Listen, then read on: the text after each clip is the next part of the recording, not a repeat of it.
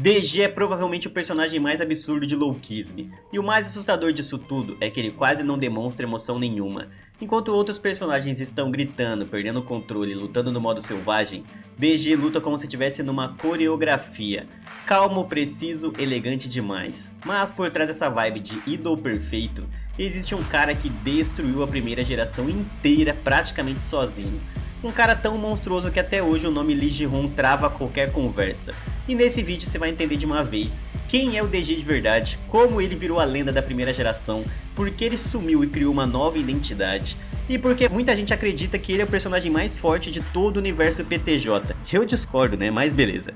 Hoje em dia o DG é conhecido como Lee Ji-hoon, ídolo coreano famoso demais, CEO da PTJ Entretenimento, um dos 10 gênios do Choi So-dong. Na superfície parece só mais uma celebridade perfeita. Bonito, rico, inteligente, todo mundo respeita. Mas tudo isso é fachada, porque antes de ser DG, na verdade, antes de ser Lee Ji-hoon, né, ele era o DG, ou ao contrário, né?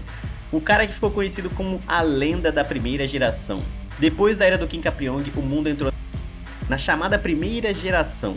Um período pesado, cheio de reis regionais, gangues, conflitos e gente absurdamente forte espalhada por todo lado. E foi nessa época que o DG apareceu. Mas diferente de todo mundo, ele não queria dominar território, ele queria encerrar, mano, acabar com a geração inteira. E foi exatamente isso que ele fez, sozinho. DG foi derrubando um por um dos reis da primeira geração. E o mais cruel é que ele deixava marcas permanentes nos inimigos. Mataisu perdeu o olho, o Buda perdeu a perna. DG não só ganhava as lutas, ele destruía o orgulho deles. Pegava as maiores lendas e transformava-as em símbolos de derrotas. E assim nasceu o cara que ficou conhecido como o fim da primeira geração. O mais absurdo do DG é que ele praticamente não tem fraquezas.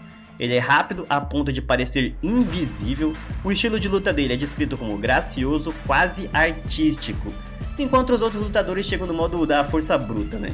O DG chega na precisão cirúrgica.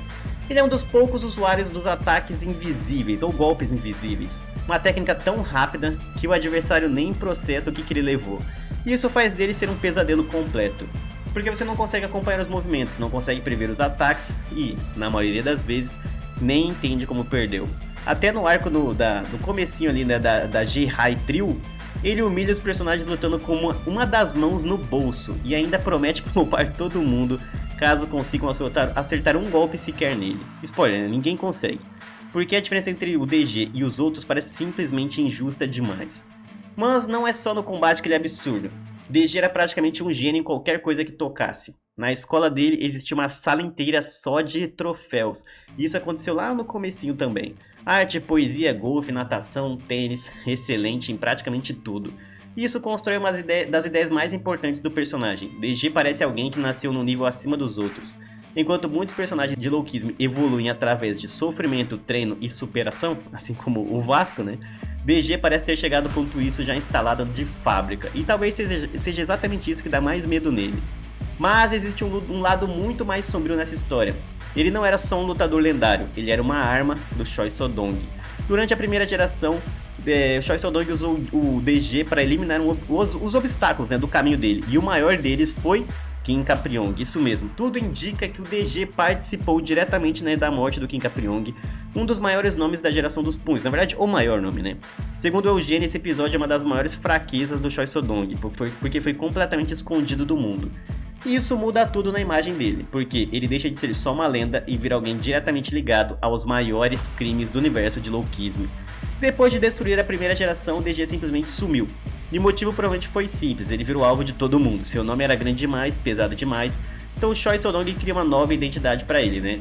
Kang Da-jun, né, DG, o ídolo perfeito, mudou a aparência, mudou o comportamento, mudou até o jeito de falar. Tudo pra apagar a imagem, né? É que inglês e coreano, né, são nomes diferentes, mas no inglês seria James Lee. Eles tiram do mapa, né, o nome do James Lee e ele muda pra Kang Da-jun, né, que ele se torna o DG, o ídolo. E funcionou, porque agora, enquanto todo mundo enxerga uma celebridade, ninguém percebe que tá olhando para um dos caras mais perigosos da história.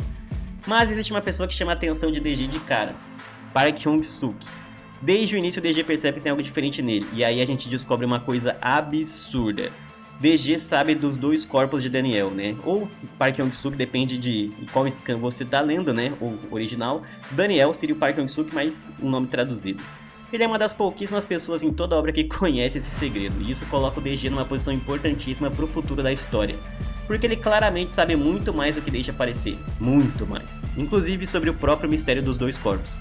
Mesmo entre os monstros de Loukisme, DG continua sendo tratado diferente. Na luta contra o Seong-Ji, ele revela que superou os limites de velocidade e técnica, e depois supera até o limite de força, ou seja, ele literalmente continua evoluindo além do impossível. E talvez seja por isso que tanta gente considera o DG o mais forte do verso. Eu não acho, mas beleza, né?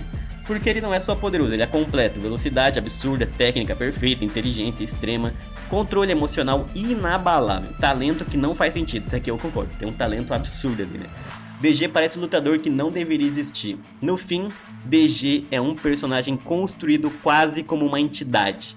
Uma lenda viva, um cara que abandonou o próprio nome, apagou o próprio passado e se transformou em outra pessoa completamente. Mas não importa a identidade que ele use, o mundo de Loukisme nunca vai esquecer James Lee. O cara que encerrou sozinho a primeira geração e talvez o cara mais forte de toda a obra, né? O que eu acho impossível porque nós temos o King Capriong, mas talvez depois do King Capriong, né? Junto com o Jong-gun, talvez ele seja, e o Jong-gun, talvez ele seja um dos mais fortes ali, né? Ao lado dos dois.